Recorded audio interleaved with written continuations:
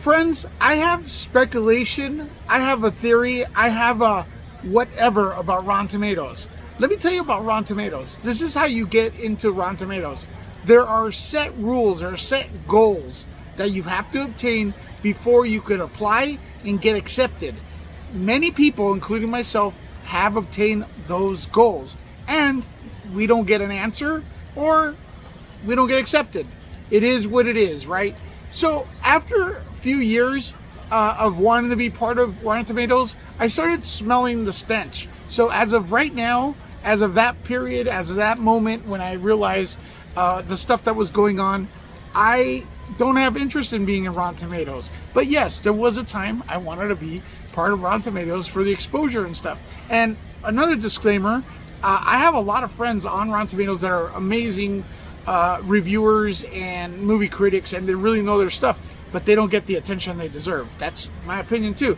The ones that do get the attention, the ones that tank good movies like Black Adam. Black Adam, last time I checked, was 41 by the critics and 90 by the audience. Now, who do you rather be with, the critics or the audience? I rather, if I was Dwayne "The Rock" Johnson, I would love to be with the audience, right? So that's what he got. No way is this film a 41, 4 out of 10. No way. No way is Captain Marvel better than this, or Cuties or anything like that. No way. Or better than Thor, Thor Love and Thunder, right? No way are those films better than Black Adam. Now, people always say, well, all Rotten Tomatoes is really a bunch of critics putting in their opinions, and then it averages out to it is what it is, right? That's not true. I'm here to tell you, ladies and gentlemen, that you can blame Rotten Tomatoes, the website, for being biased against DC. And I'll tell you why. Because they pick and choose and move the goalpost for who's on the channel. They vent. They look at the critics, what they do, what they post, before accepting them into Rotten Tomatoes, right? To be certified. So, yeah. It's not like, oh, you're a critic, let me just be part of Rotten Tomatoes. It's, no, I want to be part of Rotten Tomatoes, for example. If you want to be part of it, you look at the rules, regulations, and the requirements. You meet them, and then maybe they call you. And a lot of my friends who are really good critics have been rejected. Gee, I wonder why. Now, you will sometimes even see critics tank a good movie, and you look at their following, they have 50 people following them, 1,000 people following them. When they say you have to have a lot of followers, right?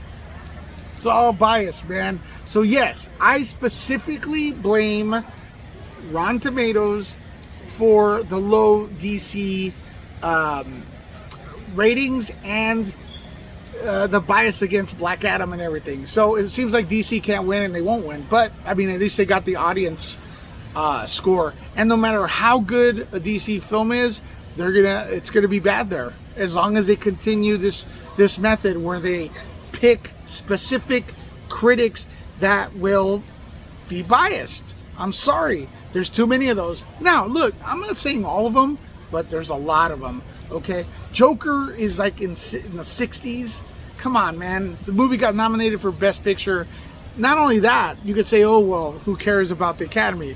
But fans love that movie, man. No way is it a 60, but, you know, they didn't like Todd Phillips' politics for some reason, which the guy wasn't even political. Look up the history of the Joker film. Without watching it, a lot of the critics on Rotten Tomatoes, a lot of those people were reporting that it was some sort of weird political message. And when the film came out, they had egg on their face, and they couldn't prove such a thing, but they kept running with the narrative. So yes, my conspiracy, my theory, my whatever, my speculation, I have no proof, but I'm just adding things up, is that Rotten Tomatoes is absolutely biased to DC. And I'm not talking, about like oh, it just coincidentally all the critics don't want DC. It's how they pick their critics. Now, I have to go because as soon as I start recording, everyone wants to get my attention.